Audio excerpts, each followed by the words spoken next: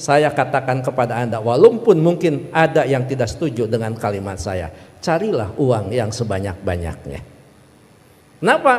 Ini bangunan dibangun dengan uang. SPP bisa murah karena ketua yayasan banyak uang. Dosen yang 10, mahasiswa 1, kenapa bisa hidup? Karena dia punya uang. Ambil, cari uang yang sebanyak-banyaknya. Semuanya terdiam kan?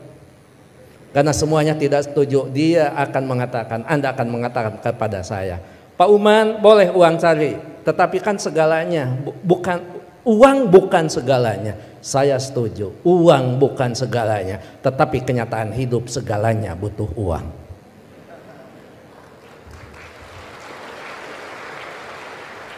Gak mungkin beribadah haji kalau tidak punya uang. Hanya 1-2 orang yang bisa ibadah haji tanpa memiliki uang. Pak, uang itu tidak akan dibawa mati. Betul, saya setuju. Tapi tidak sedikit orang terasa mati kalau tidak punya uang. Pak, uang itu hanya akan menjadikan masalah. Setuju, tapi banyak masalah yang harus diselesaikan dengan uang. Pak, kalau sudah cinta nggak ada urusan uang. Betul, tapi kalau cinta ada uang itu lebih indah.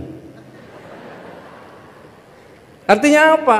Kita bukan memandang enteng tentang uang. Yang terpenting cari uang yang sebanyak-banyaknya dengan cara yang halal, dengan cara kejujuran, dengan tidak menyalahgunakan kewenangan. Maka baru di situ dikatakan uang akan tepat berada di orang yang tepat, maka uang itu hakikatnya akan menjadi keberkahan bagi semua umat.